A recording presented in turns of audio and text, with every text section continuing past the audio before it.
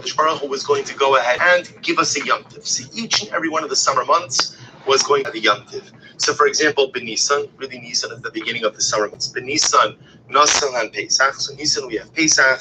B'Iyar, Nasan and Pesach Katan. The month of Iyar is Pesach Sheni. B'Sivan, Nasan lahem Atzeres. And Sivan, of course, is the month of Shavuos. So listen to this. B'Tamuz, Haya B'Daitu Litin lahem Moed Gadol. So what happened? It was HaKadosh Baruch Hu's plan that Tammuz was also going to have an incredible Yom Tiv. Tammuz was also going to have a Yom Tiv in it, right? But what happened? However, Asu Egel, Batul, Tammuz, Av, Ve'elul. But as a result of the Egel, a golden calf, and then as a result of other terrible events that occurred, what happened? So Tammuz, Av, and Elul were Batul. They were negated. No Yomim Tovim during these days. Uba Tishrei, Upar Lehem, Rosh Hashanah, Yom Kippur, and B'Chag. So here's what happened. Originally, there was supposed to be a Yom Tiv in Tammuz. There was supposed to be a Yom Tiv in Av and a Yom Tov in Elul. But then because of the sin of the golden calf, so the sin of the golden calf kind of, it changed everything. Because remember again, Moshe Rabbeinu comes down on the 17th of Tammuz, he breaks the luchos. He saw they built the calf. Then he, 40 days up, 40 days down, there's a whole bunch, it's 120 days. When does Moshe Rabbeinu finally come back down with the last of the luchos on Yom Kippur? So essentially it should have been a Yom Tiv on Tammuz, Av, and Elul, but everything was pushed into Tishrei. This is why Tishrei, interestingly enough, has 3 Yomim Tovim: Rosh Hashanah, Yom Kippur, and Sukkot. But that was not the original plan. It sounds like the original plan was 1 Yom Tiv in Tammuz, 1 Yom Tov in Av, 1 Yom Tov in Elul, and maybe Tishrei has nothing. So if you look at number 2, the Chidah writes, Emar Me'ata. He says, you see something amazing from here, which is, Shalafi HaEmes, Rosh Hashanah Haya B'Tammuz, Yom Kippurim B'Av, or B'Sukkot Ve'elul. In the original plan that HaKadosh Baruch Hu had for creation, Rosh Hashanah was going to be in the month of Tammuz, Yom Kippur was going to be in the month of Av, and Sukkot would have been in the month of Elul. So understand what the Chidah is saying. The Chidah is saying, again, that the sin of the golden calf, by the way, the sin of the golden calf was the first of a number of Averos that kind of derailed our national trajectory. In that same category, of course, is the sin of the spies. But it was the sin of the golden calf that changed the trajectory of the month. It changed the fabric of time. But what's so striking to me about this Chidah, and I literally never saw this Chidah before, is this idea that Yom Kippur was supposed to be in the month of Av. And I'll tell you something even more dramatic. Yom Kippur is the 10th of Tishrei. Tisha B'Av, of course, again, is the 9th of Av. But the morning practices spill into the 10th of Av as well. In a regular year, this year it's different because the 10th of Av is Erev Shabbos, but it spills into the 10th of Av, which tells you something amazing. That on some level, this day that we are observing now, this day of Tisha B'Av, it was supposed to be Yom Kippur. It was supposed to be Yom Kippur. Now you understand what that means? Yom Kippur is the holiest day of the year. Yom Kippur is a day of slicha v'chapar, it's a day of forgiveness. Yom Kippur is a day of atonement. Yom Kippur is a day of tara, of purity. And it was supposed to be today. It was supposed to be today. This day that we're mourning today, tomorrow, this day that we're mourning was supposed to be Yom Kippur. But the events of our historical past fundamentally changed the nature of these days. So Tisha B'Av, the day that was supposed to be Yom Kippur, instead becomes a day of Avelos, a day of Tsar, a day of incredible sadness. So you'll ask, what happened? So the Medrash tells us, so first of all, this is important because if nothing else, what this does is it frames Tisha B'Av in a different way. Tisha B'Av is a day that is filled with such dramatic holiness. We spoke about this morning during Kinnis. Tisha B'Av is a day that has all of these sparks of holiness, but those sparks, unfortunately, have been somewhat eclipsed by the terrible events of this day. But in the original master plan, in the original plan of creation, today was Yom Kippur. Today was a day of forgiveness. Today was a day of holiness. Today was a day of celebration. And then events occurred that fundamentally altered the nature of this day. So I understand. So Rosh Hashanah was supposed to be in Tammuz. Rosh Hashanah was supposed to be in Tammuz, but that couldn't happen because of the sin of the golden calf. Something happens in Av that takes away Tisha B'Av's ability to be Yom Kippur. So what happened in the month of Av that changed the nature of this day? So we know the Torah tells us in number 3, Vatisa kol ha'ida vayitnu es kolam. So the community raised their voices, vayitnu es kolam.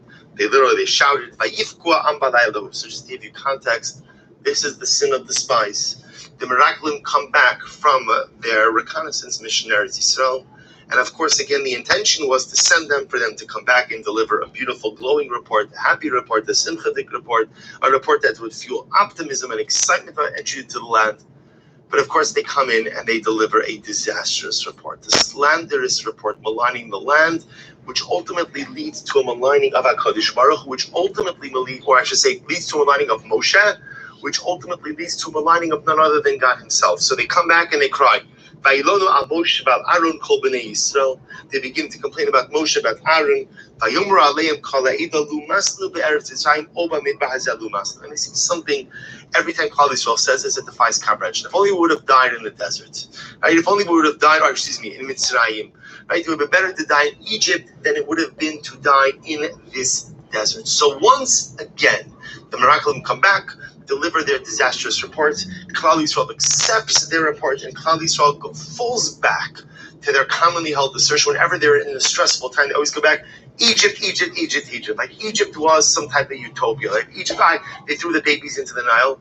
There was subhuman treatment for 210 years. It's amazing how we engage in historical revisionism. So every time they encounter a stressful situation, let's just go back to Egypt. And dear friends, when did this occur?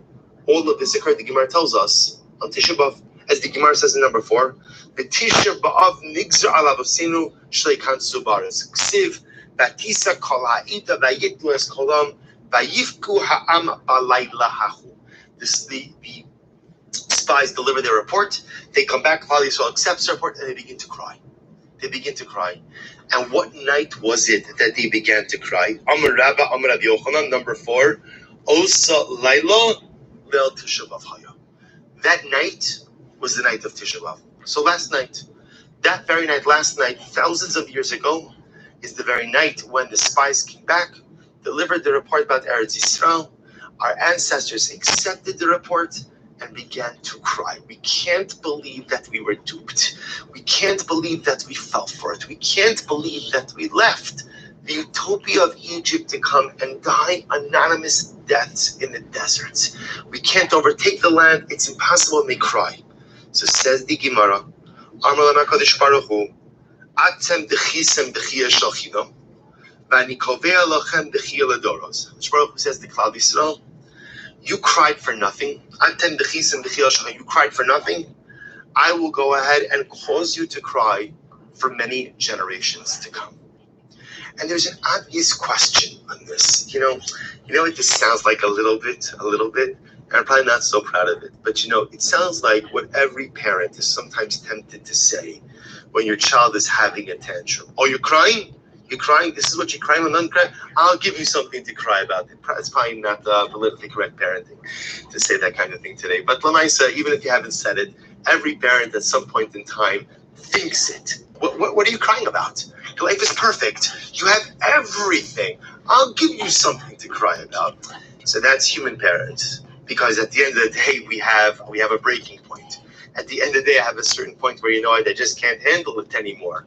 But this is what HaKadosh Baruch Hu says. It's such a strange divine response. Because you cried for nothing, I'll give you something to cry about. It almost seems punitive. Now, maybe it is punitive, and maybe that's what HaKadosh Baruch Hu is saying. That unfortunately we behaved like a nation of ingrates. HaKadosh Baruch Hu says, I've given you everything. I've given you everything. I took you out of Egypt. I split the sea. I bring man down to your homes every day.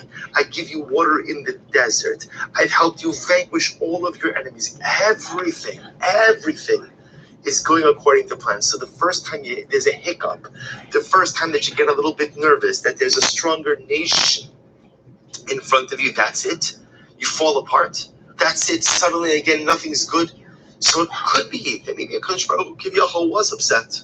Maybe better than upset, hurt. So you cry for nothing. I'll give you something to cry about. But I'll tell you what the problem is. The Rebbe Shalom loves us, and he cares about us, and we are special to him. And this is not the way that God would normally handle us.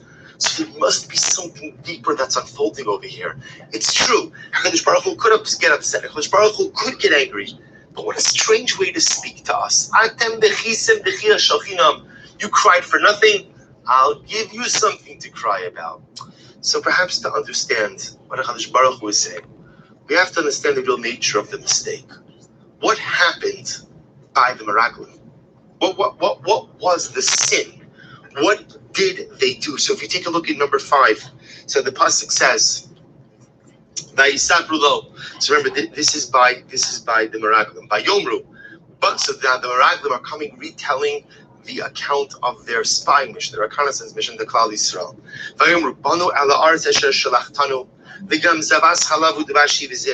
So the Meraglim come back and they say, you know what? They were right.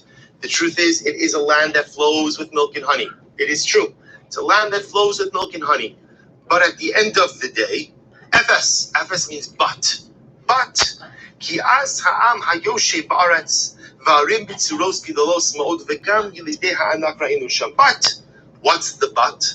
The but is there are mighty nations who live there. Mighty nations who live there. Amalek yoshe b'aretz ha'negev. V'achiti v'ayusi amari yoshe b'har. V'aknani yoshe al hayam v'al yadei yarden. So you're not going to believe who's there. Amalek is there, the Yavusi is there, the Chiti is there, the Amori is there, the Kenani is there. Too much. So again, is the land beautiful? Yeah, the land is exceptional.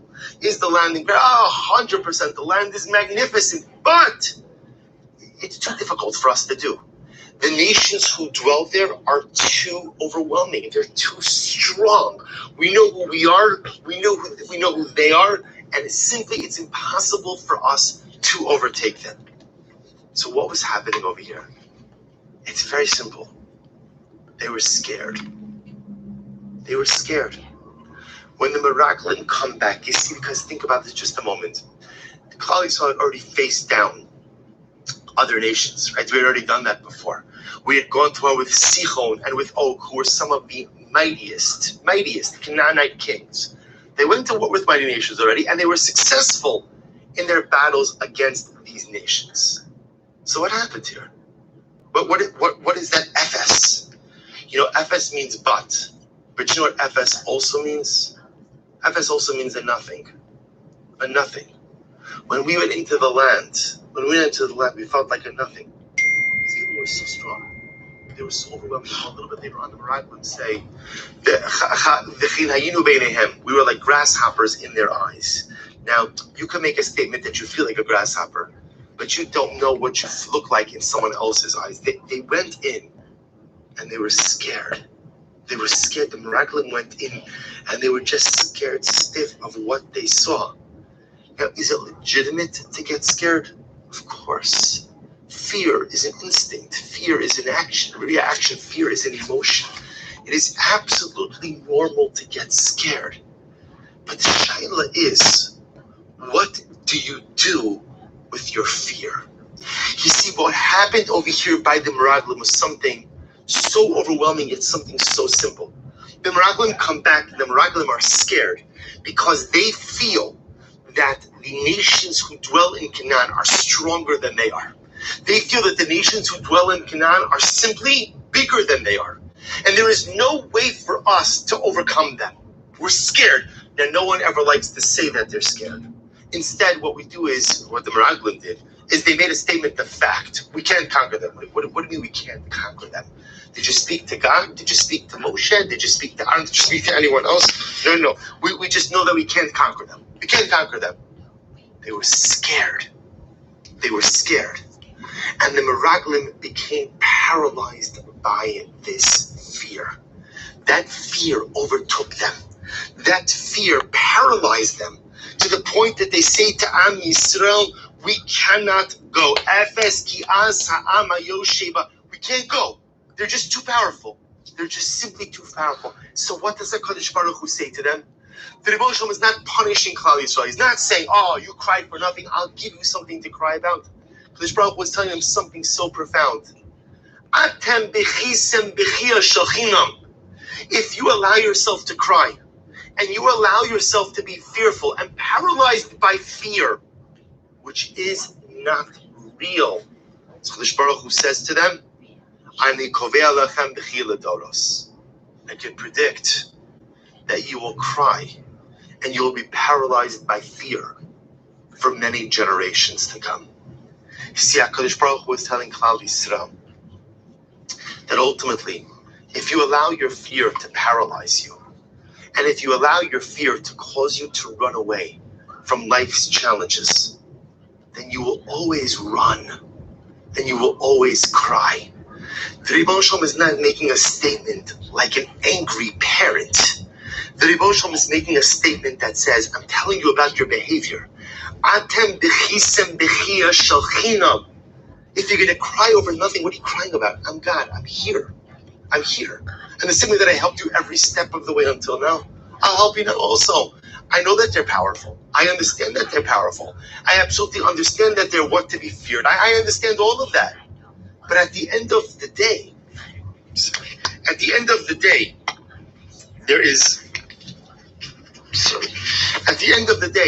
there is nothing for you to be fearful of.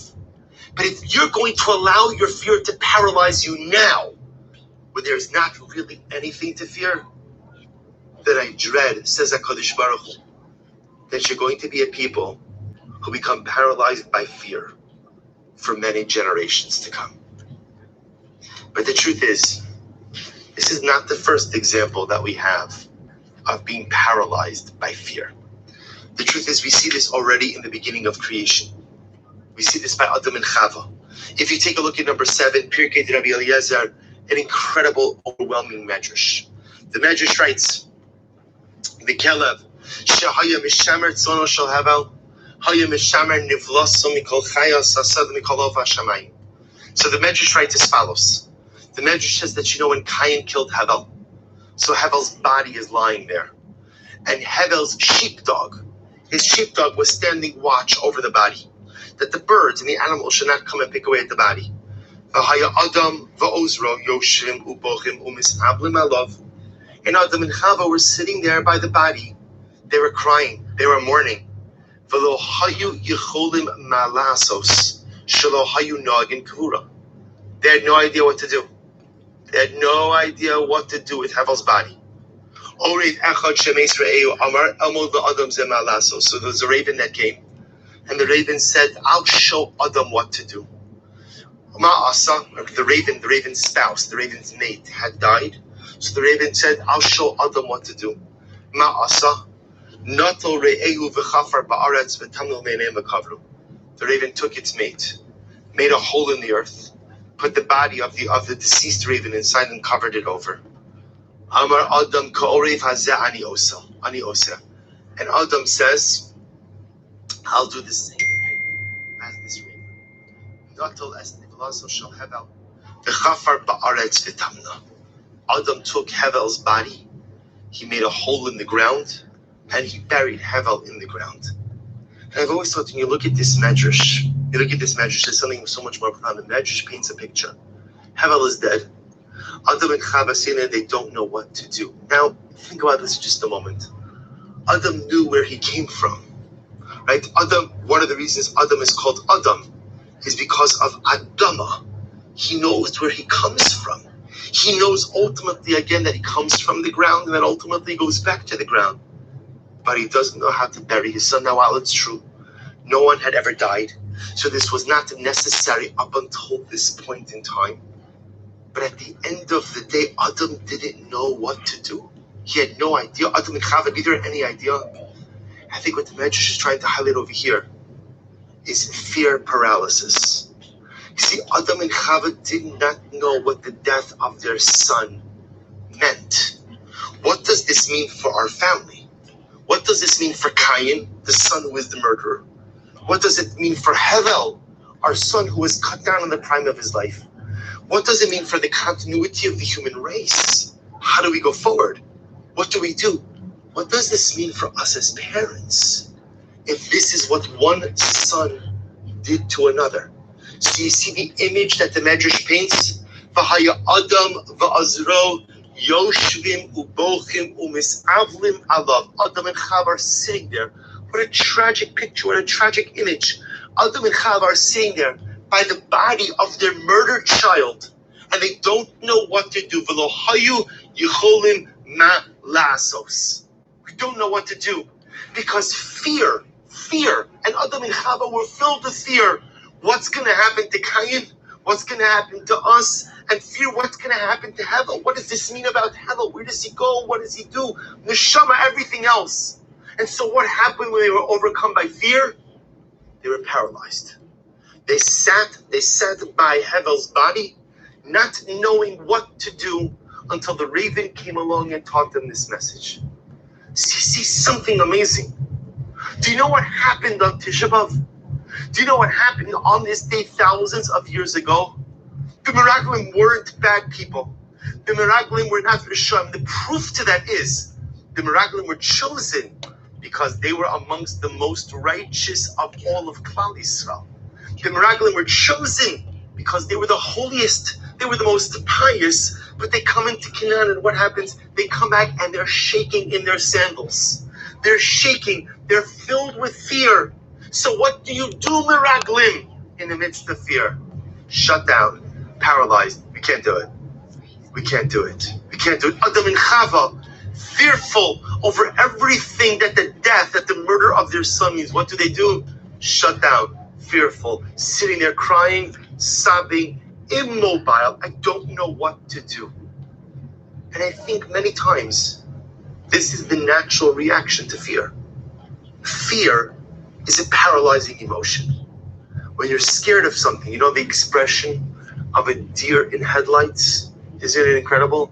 Right? Again, yeah, if we live in an area, there's a lot of deer. So sometimes it's amazing. Like, you have to be so careful because you would think that the deer would avoid cars at all expense, but they don't. Right? They don't. Sometimes they just dart out, and sometimes even if they see it, for whatever the reason, they just freeze. So there's this expression like a deer in headlight. It doesn't make sense. The headlights are coming. Why don't you move? Because fear is a paralyzing emotion. There is a incredible book that I quoted this morning a lot from in Kinnis. The title of the book is "Hope is the Last to Die." So it's a biography written by Helena Birnbaum.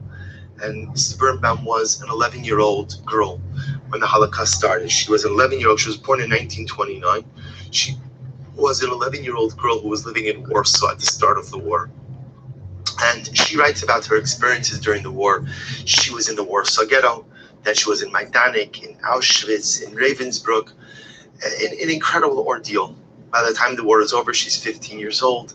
An incredible 16 years old. An incredible ordeal for her, and she chronicles her life as an 11-year-old child going through the war. And I mentioned this during Kinnis. I apologize if anyone was you might hear a little bit of repeat, but I said I was very drawn to this book because I have an 11-year-old daughter, and to think about that what was happening to this girl was a girl, an age I could relate to, because I come home every day, Baruch Hashem, and I get to see a beautiful, vibrant, happy 11-year-old girl.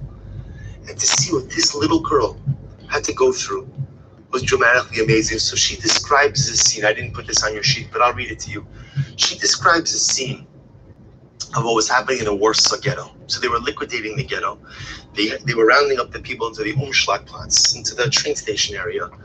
But there was a delay, so they sent everybody, they locked people up in various buildings over the course of the night. So she describes a night in one of these buildings. And she says as follows. She says, I remember, so she's there with her mother and with her brother. She's there with her mother, with her brother. I remember a stormtrooper, so you have to appreciate, this is an 11-year-old girl. I see a stormtrooper pushing his way into the room with some empty bottles in his hand. He stamped loudly on the floor with iron-tipped heels of his shining top boots. He was armed, as they all were, and like his colleagues, he demanded money and jewelry. Nobody answered. People only shrank further back, pressing to the floor and walls. Then the stormtrooper announced he was going to throw the bottles at us. Anyone hit must rise, and if the individual did not hand over money, he would bitterly regret it. He raised one hand, aimed the bottle. My mother covered her face with her hands and crouched over to protect me. I closed my eyes, clenched my fist. I was too terrified to move or even turn my head, lest I draw the stormtrooper's eyes on myself. I waited in terrible tension for what would happen. Whom would the bottle hit? There was complete silence in the room. It was as though nobody in the crowd was breathing. Then came the sound of smashing glass, someone's uncertain steps, and the blow of a horsewhip, regular as the ticking of a clock. I kept my eyes shut, not wanting to know who the victim was this time. I did not want to hear and to put my fingers in my ears. I nestled close to my mother and she crouched over me. Then I felt her body trembling with spasmodic sobbing. At first, I did not understand why my mother, always so self-controlled, had suddenly broken down. I opened my ears. A dead silence reigned in the room. Only the horsewhip went on striking, though the man under torture did not even groan or beg for mercy. Then I opened my eyes, and I looked up to see why my mother was sobbing so bitterly, though without a sound. And I saw it was my brother, Hilik. The bottle had hit him. He had no money or anything that might have saved him. The stormtrooper was beating him sadistically and cold-bloodedly. He kept striking Hilik about the head. He smashed Hilik's spectacles and bloodied his face. Hilik stood there as though he did not feel the blows at all. He did not utter the slightest groan, and he endured this to the end of the bestial torture, when the stormtrooper finally got tired or bored, for I doubt whether Hilik's calmness and his endurance impressed the bandit. However, he spared my brother's life. Hilik crawled over to us on all fours, with his face bloody, blind without his spectacles, his head splitting. When the stormtrooper went out, Hilik did not utter a word, merely crouched on the floor beside my mother and Hella, wiping off the blood that poured from his wound with a handkerchief. And I'm so struck by this account because the little girl crouching under her mother, and what's her first reaction when there's fear? I did not want to see, I did not want to hear. So she put her fingers in her ears, closed her eyes, and just buried herself in her mother. Because that's what fear does. Fear is a paralyzing emotion. I just want to shut down. I don't want to hear, I don't want to see. So the Meraglim, they don't want to hear, they don't want to see what's happening. Now let's just go back. Let's just go back to Mitzrayim. And Adam and Chava, we don't know what to do. So they just shut down. And all they do is they just cry. They just sit there and they just cry over the loss of their beloved son. And that's all. That's all. Ultimately, again, they are able to do. To cry and to mourn for that which has been lost. For that which has been lost. So the question, of course, becomes, so what do we do? So what do we do? So now we understand this incredible dynamic of fear. And so the question becomes, sorry, let me just get my sheet. Sorry, I just took the wrong source sheet. Give me 1 moment, excuse me.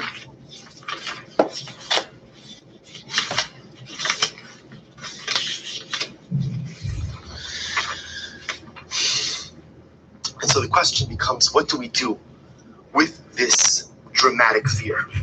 What do we do with this traumatic fear? We see it's paralyzing. We see that it's overwhelming. So how do we deal with it? So I think the reality is as follows. People are fearful. I'm sorry, just give me a moment. My notes seem to have gotten a little bit mixed up here. Sorry.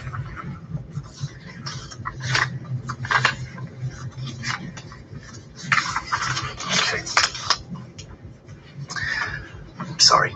So we see that fear is this overwhelming emotion that prevents us from moving forward. It prevented the Meraglim from moving forward. It prevented Adam and Chava from moving forward. And as a child, although it's justified, it prevented a little child from just want to shut down, close my ears, close my eyes, and move forward. And the truth is, this dynamic of fear is something that impacts and really has a dramatic influence upon all of us. Because we're all scared of something. Everyone's scared of something. Some people are scared of failure. You know, there's an incredible medrash. If you take a look at number 7 on your sheet. So the medrash writes, I'm sorry, not number 7, number 8. So the medrash writes, Vayar Elokim es kol asher asa, v'hinei tov ma'od. Baruch Hu saw all that he did, and it was very good. Vayere vayvoker yom hashishi. So it's a medrash that we're all familiar with. So there's an incredible medrash rabbah, pasuk we're all familiar with. The pasuk in Bereshit Rabbah says number 9. In the Drush of Rabbi Meir it says, "V'hinei tov ma'od, v'hinei tov maves." What's tov ma'od? So again, we normally translate this as tov ma'od is death. Tov ma'od is death. So what does this mean? Tov ma'od, that's what it means. HaKadosh Baruch Hu saw everything that he did, and it was tov ma'od, it was great, and great means death. So yes, on a basic level, this is not our topic, but on a basic level, sometimes it's understood that tov ma'od represents death, because mortality is a blessing. Without mortality, there would not be a drive to accomplish. Without mortality, there would not be a drive to do. And mortality is tov ma'od, the notion that life is a finite, non-renewable resource.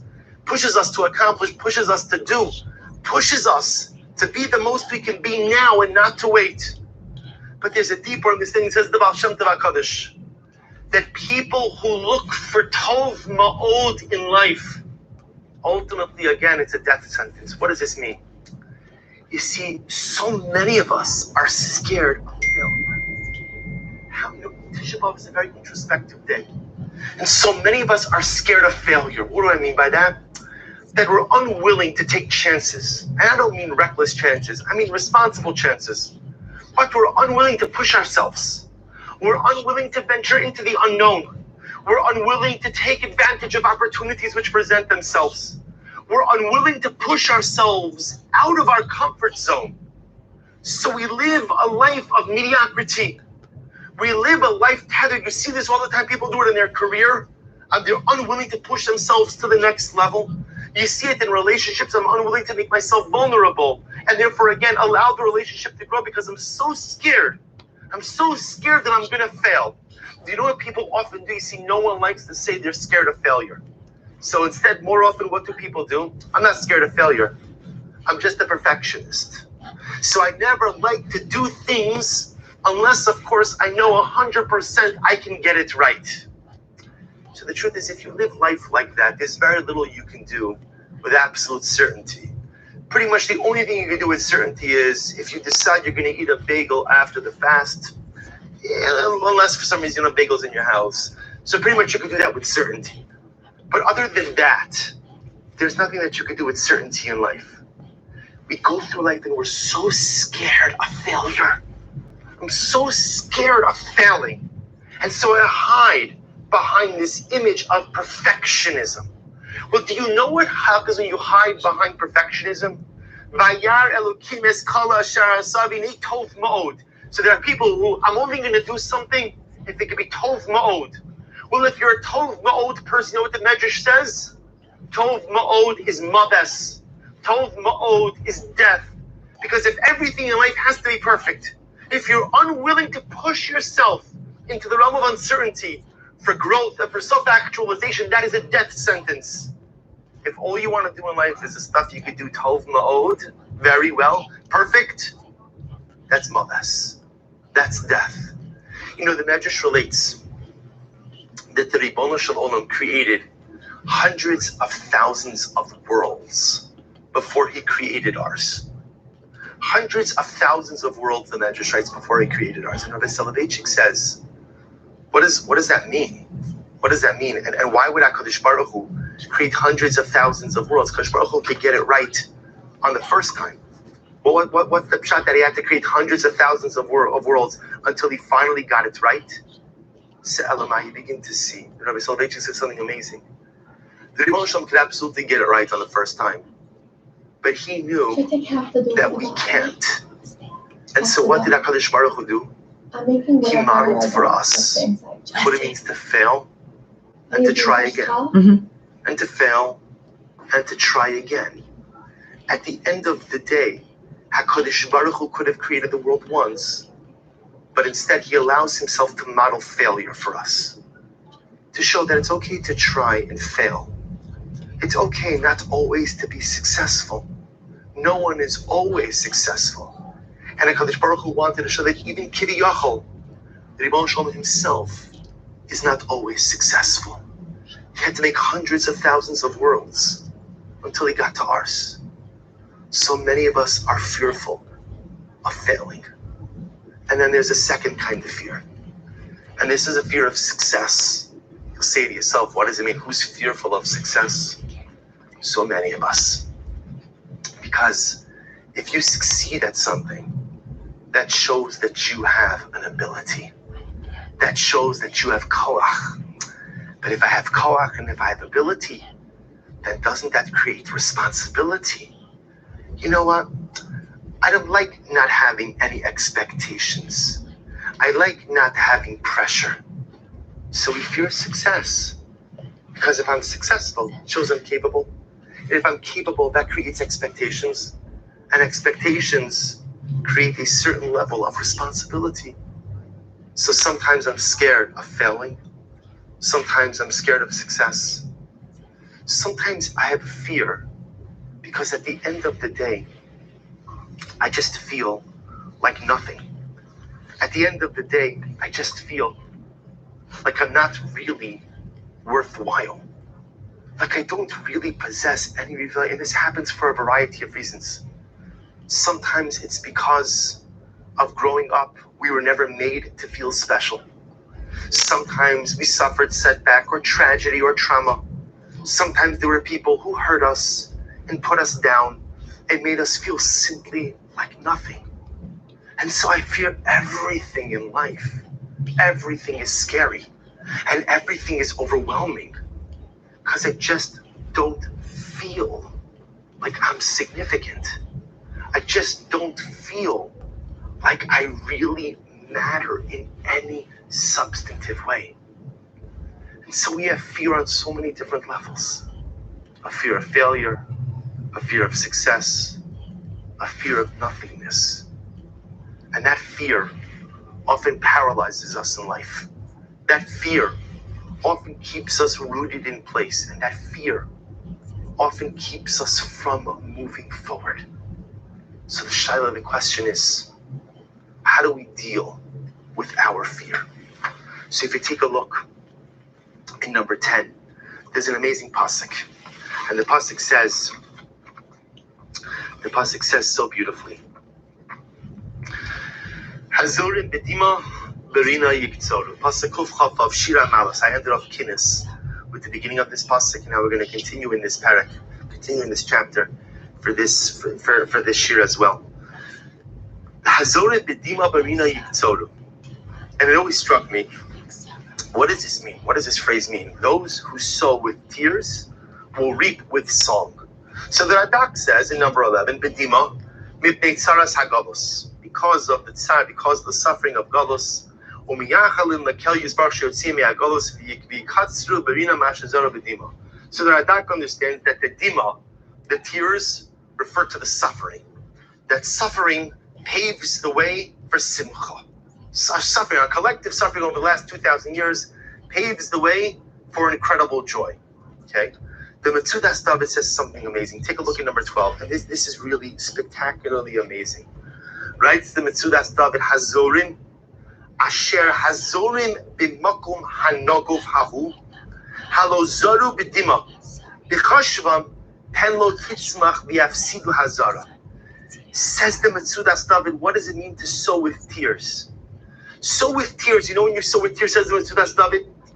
When you come to a place and you want to plant something, but the problem is I don't know if there's going to be enough water. So I'm not sure. Should I plant? Should I not plant?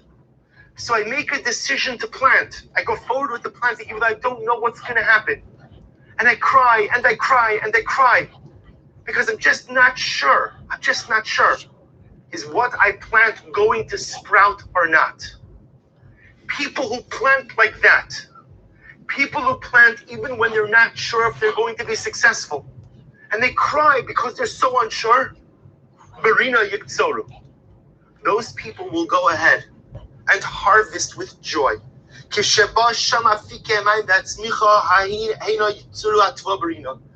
what the Metzudas David is describing? A person who comes to a plot of land and he has a seed, and he knows he needs to put the seed in the ground, but he's not sure, is there enough water to cause the seed to grow or not? But he decides, you know what? I just got to do it. I got to put the seed in the ground. I have to face my fears, put the seed in the ground. But I'm so unsure. I'm scared. I'm scared of failing. I'm scared of succeeding. I'm scared because I feel like I'm a no one. And I cry and I cry and I cry because my fears are scary. So I find the courage to put the seed in the ground. But I'm crying all the way through and I'm waiting. Is the seed going to sprout? Not going to sprout. A person who finds the courage to plant the seed even when he's not sure if it's going to grow, has zorin bedima, and he cries because he's trying to face his fears, but he's so scared. Such a person will harvest the sapling. Such a person will harvest the growth. Says the Metzudas David, do you want to know how to face your fears? How to face your fears? How to own your fears? You move through them. You simply move through them. You see, fear, as we said before, is a paralyzing emotion. And whether I'm the Meraglim, or I'm the Minchava, or 11-year-old Helena Birnbaum, when I'm scared, my reflexive reaction is shut down.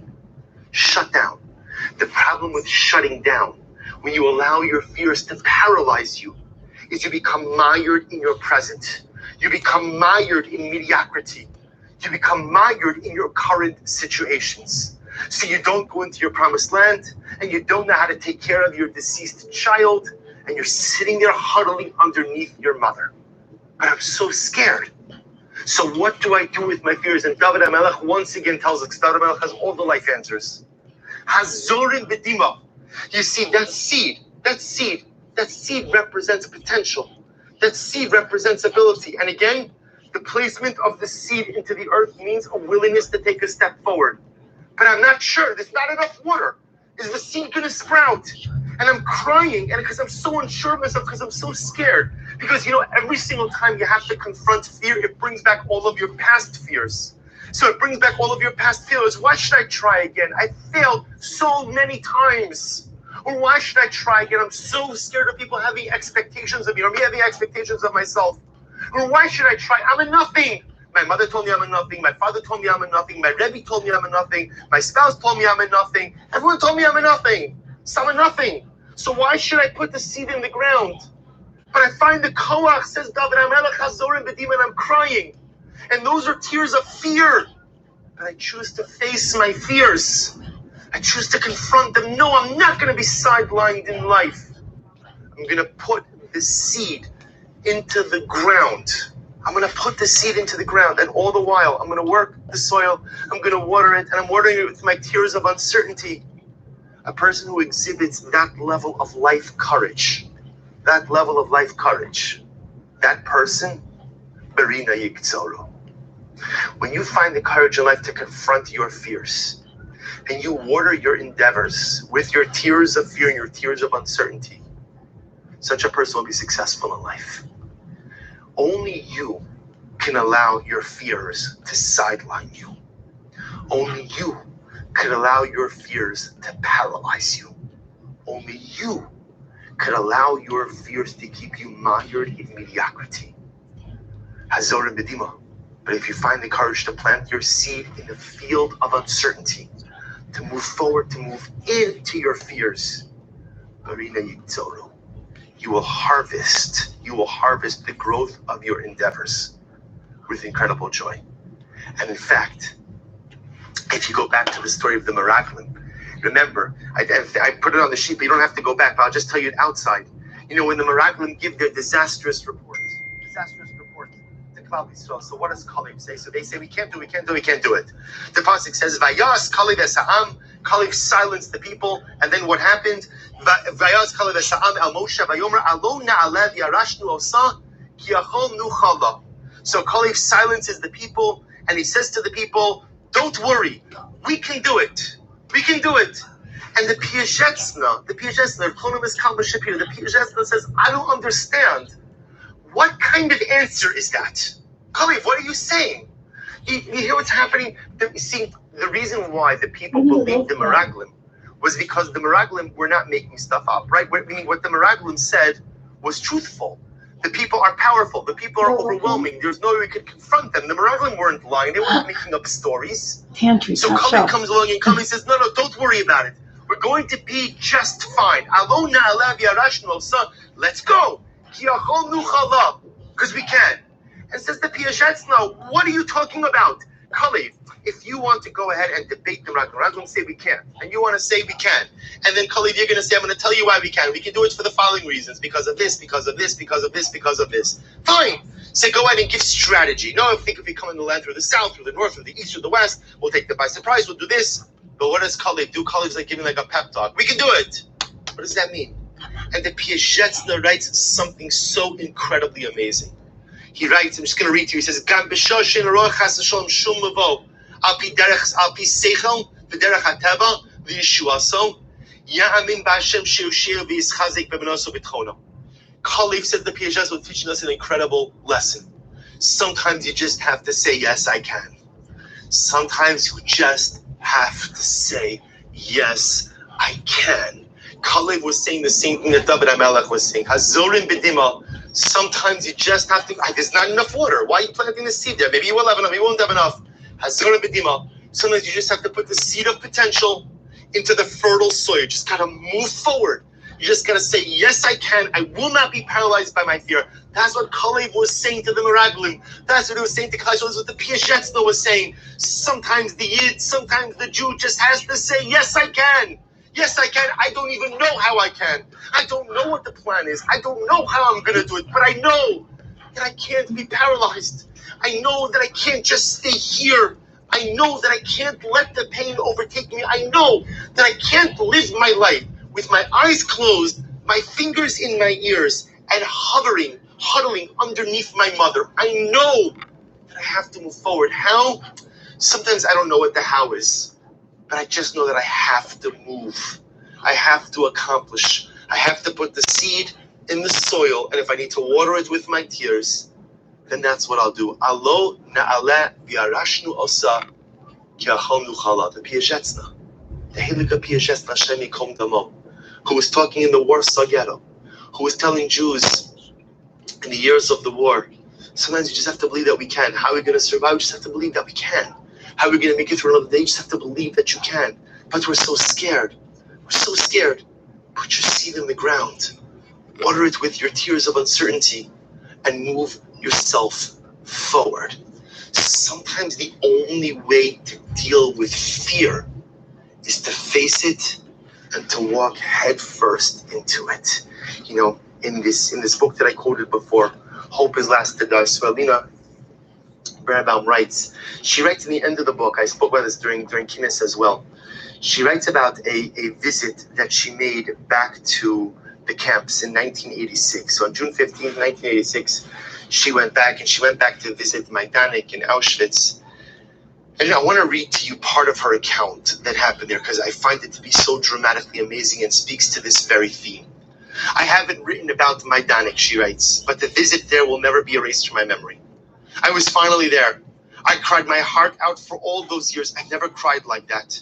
I sat on the ground before the gas chamber and screamed to the heavens. So last summer, I had the privilege to go with the group and to see Majdanek, so I understand what she's describing, the area right before the gas chambers. She sat down on the ground and she's crying. And she explains, why did she sit down on the ground? She just can't move. How am I going to go in there?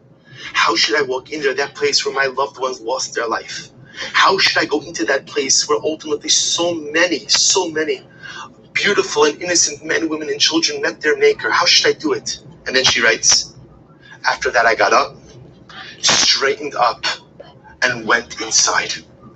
Darkness and a strange suffocation pervaded.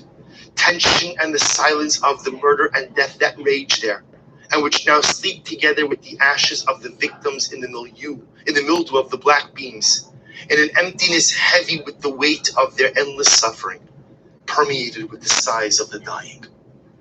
She was sitting outside, but then made a decision. I have to get up. I have to go forward. I have to go in. She continues in this account. I'm not going to read to you the whole one, but she says, after she came out of the gas chamber, she was sitting again by the side of the road. A group of tourists passed me by.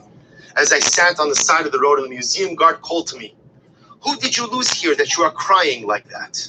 That's what he thinks. Who did you lose here? She was a survivor of this camp. His voice rings in my ears. It reaches me from another world, from the land of the living, but I am with the image of my mother who was murdered here, with her shadow in an empty void, and perhaps also with my own death. What could I have answered him? They continue on their way, and I remain with my ghosts.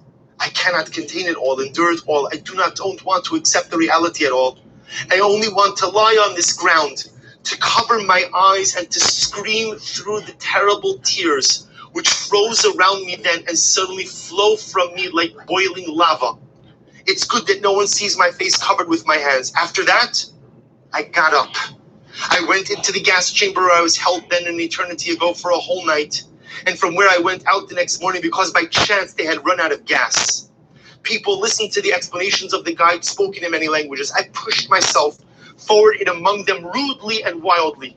I stopped the guide in the midst of his words without apologizing, without permission.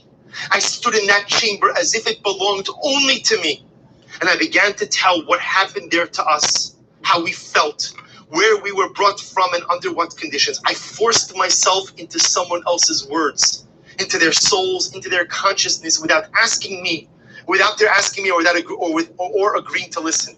The burning torrent within me turned into a fountain of words drenched with tears and pain. Everyone wept. I heard loud breathing, the rustle of handkerchiefs. I myself did not look at anyone. Before my eyes, I could only see what I had been telling about in great agitation. I did not cry. I did not speak out of desperation. On the contrary, everything was normal for me during all those horrible years, and so it was now, when I suddenly found myself once again in this place, in the gas chamber. So I just told my story, but it sounded as if it were the voice of all those who had been there with me. I could see it, and those who gathered around me would listen to me attentively. There's that desire to lie on the ground, cover your eyes, put your fingers in your ears. There's that desire to go back to Mitzrayim.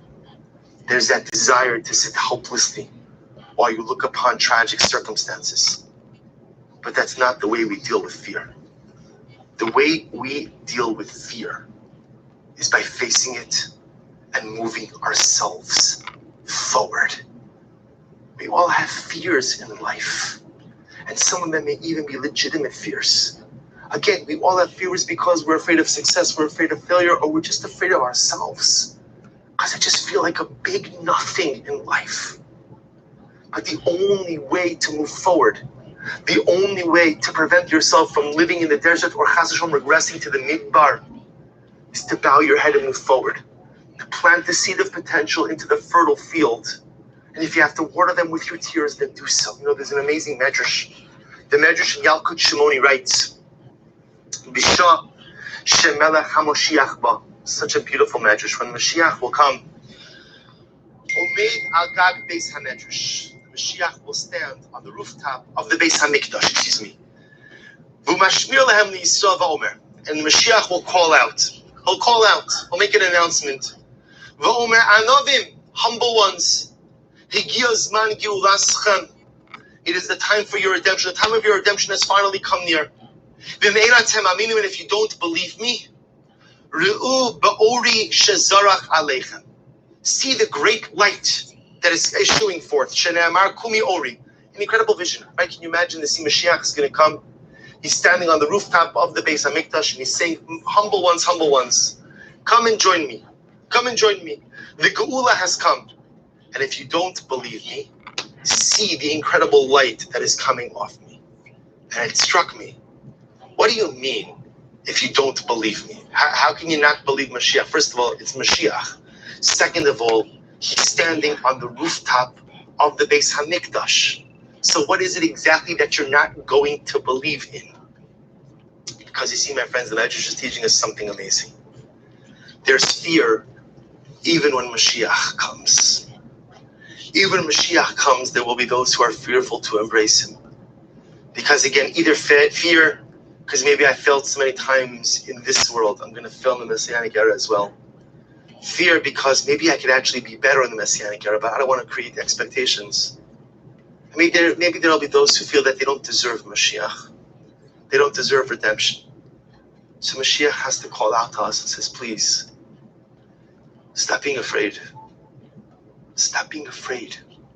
And just come to me. Just come to me. You've spent all of these years watering the seeds of potential with your tears. It doesn't have to be that way anymore. Just come. Stop being afraid and venture forward. Ibn Magid tells of a mashal, of a man who once stole an item. And in the kingdom where he stole an item, the decree was death. Death. So the thief is being sentenced, he comes before the king, and the king says, here's your choice. We can hang you by this rope, short on the rope, or you could take whatever fate, lies behind that door. And he points to a door, and the door is ominous, metal, and a large chain, and a large lock, ominous. So the thief is like, I'll take the rope. Whatever is behind there, it can't be good. I'll take the rope. The king says, fine. They bring the thief to the gallows. They're putting the rope around his neck. And the thief says to the king, by the way, just out of curiosity, what's behind the door? And the king laughed. And he says, it's interesting. It's interesting. Anyone who I ever offer this choice to always chooses the rope. So the thief says, okay, but can you tell me what's behind the door? Obviously I'm not going to tell anyone. You're about to hang me over here. What's behind the door? And the king says, to tell you the truth, what's behind the door is the exit to the palace. Everyone who I give a choice between the rope and the door gets so scared off by the door that they choose the rope. But behind that door is the exit to freedom. How many times in life do we encounter circumstances that seem so scary, so we just turn the other way? We just choose the rope. We just go in a different direction. And isn't that the chait of Tisha B'Av? Isn't this the sin of the Meraglim? We say in Musaf, I'll share with you one last piece, then I'll conclude. We share in Musaf, it's really just struck me on Erev Tisha B'Av. We say in Musaf, on Yom Tiv, Umibnei chata'inu galinu mi'artzeinu. Because of our sins, we have been exiled from our land. We have been distanced from our soil. And as a result of our sins, as a result of the loss of the Beis Hamikdash, we can no longer go up to see and to prostrate ourselves before you, or to perform our obligations in your home. Why were we exiled? So I'm sure you all know the Gemara. The first Beis Hamikdash was destroyed because of idolatry, immorality, bloodshed. The second Beis Hamikdash, sinas, china, baseless hatred. But that's not where it started. That's not where it started. Where did it start? It started on the 9th of Av, over 2,600 years ago. That fateful night when the Meraglim came back with their report, a disastrous report, truthful but disastrous report, and instilled fear into the hearts of people to the point that they were no longer able to move forward. And all they could think about was either staying where they are or chas v'shalom going back to Mitzrayim. That's where it all started. Do you know what the greatest sin is? The greatest sin is not sinas chinam.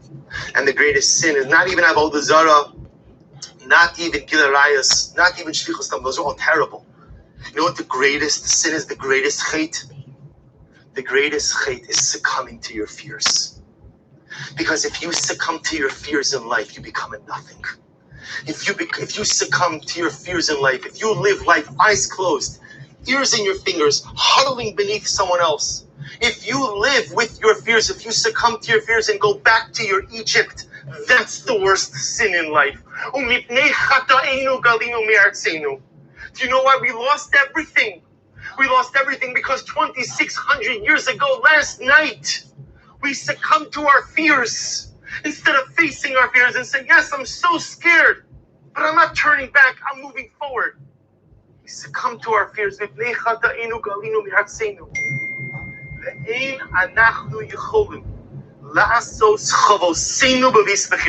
can't fulfill our obligations. And my dear friends, what's our obligation? The greatest obligation in life is to become the best version of yourself. That is the core obligation we have. I don't have to become like you, and you don't have to become like me, but you have to become the best you, and I have to become the best me. And so we lament, because we succumb to our fears. Galinu mi'artzenu. We were exiled, and therefore I can't fulfill the mission, my chov, of becoming the best version of myself. This is the tragedy of Tisha B'Av. The tragedy of Tisha B'Av is succumbing to your fears, is giving up, is regressing, is going back to Mitzrayim because you're too scared to confront what is in front of you. Therefore, the avodah of Tisha B'Av is an obligation to confront our fears. What's our avodah? You know, the fast is almost over. What is it? It's already 4:05. I'm sorry, I'm already going a little bit over. Fast is almost over. But have we accomplished what we needed to accomplish on this day? If we're in this predicament because our ancestors succumbed to their fears, then our avodah of this day is to overcome our fears. We're all fearful of something. We've let opportunities go because we're scared. We let relationships go because we're scared. We let careers go because we're scared. We let relationships with HaKadosh Baruch Hu go because we're scared of so much stuff. It's a scary world. It's a scary world. There's so much to be scared of. It's true. And we live in the middle of a pandemic. You know, I was thinking that as I was preparing this, I think we might be living through times. This is the first time in my life that I ever remember being scared of something. Like really scared of something. Of such an unknown. Even though everything's going to be fine. The world is not falling. The sky is not falling. But there's a pachad. There's a fear. There's a fear. Fear causes people to do all kinds of things. Our avodah on this Tisha B'Av is face your fears. What are you fearful of? And why are you fearful of it? What are you fearful of and why are you fearful of it? What are you fearful of? Ask yourself. Ask yourself, what can you be doing but holding you here is holding you back? And why are you fearful of it? Is it because you're scared of failure? Is it because you're scared of success? Or is it because you just feel like a nothing? But Tisha B'Av is the day to face your fears. Tisha B'Av is the day to say the words of Kalev ben Yefuna. Alo na'ala v'yarashnu alsa ki achol nuchala. Tisha B'Av is the day where I say to myself, I can do it. I can do it. I have to go forward. I must move forward. I must find a way forward. I can't be paralyzed by my fear. Tisha B'Av is the day where I find the courage of Helena Berenbaum to get up, to get off the floor and to walk into that place which housed all of the ghosts of my past, present, and future. Where I get up the ground, and I walk forward. Where I push myself to the front of the room because that's where I need to be. Tisha B'Av is the day of Hazorin B'dima Berina Yiktsoru. Tisha B'Av is the day where we take the seeds of potential. Each of us has a bag of seeds. Those are the seeds I want to accomplish. The seeds, those are the seeds of accomplishment. I want to do this, I want to do this, I want to do this, but they're sitting in my pocket because I'm too afraid to plant them. Why am I too afraid to plant them? Because maybe there's not going to be enough water, or enough sunshine, or perfect climate, or enough wind. So I hold these seeds of potential, these seeds of dreams and aspirations, and I hold them in my pocket. And some people are born with a bag of seeds, and they die with the same bag of seeds. And so Tisha B'Av is the day where I say, you know what? I'm tired of always schlepping the seeds. I'm going to find the courage to plant them. But there might not be enough water. There's not enough water, I'll figure out a way to water them. And if I have to water them with my tears, I'll water them with my tears, because I know that if I find the courage to plant the seeds of my goals and aspirations in the ground, Havzorim bedima, barina yiktsoru. If I find the courage to plant the seeds in fertile soil, even if I have to water them with my tears, ultimately, I will reap and harvest them with incredible joy. This is our avoda on Tisha B'Av. We cried today because our ancestors succumbed to their fears so many thousands of years ago. May we be Zochem Yirtz Hashem, that on this day of Tisha B'Av, which has so much holiness, because as we saw before, the holiness of these days, remember, today was supposed to be Yom Kippur. Today was supposed to be Yom Kippur. Yom Kippur, ki b'yom hazeh yichaper aleichem l'tahareschem miktoch hatoseichem. You know what Yom Kippur is? The greatest gift. The gift of a new beginning. Today was supposed to be Yom Kippur. And if today was supposed to be Yom Kippur, that means the power of a new beginning is still embedded in this day. We just have to find the courage to take advantage of it. Let's stop carrying the seeds of dreams, aspiration, and potential and start planting them. I know it's scary. It's scary for all of us. But let's confront our fears, embrace our fears, and move through our fears. And if we do that, if we all plant our seeds today and water them with our tears, if we find the courage to do something that our ancestors, the Meraglim, could not do, which was face their fears, then hopefully we will be Zochem Yirtz Hashem, that this will be the last Tisha B'Av of mourning. And Yirtz Hashem, in the coming days, will be Zocha to see Geula, to see redemption.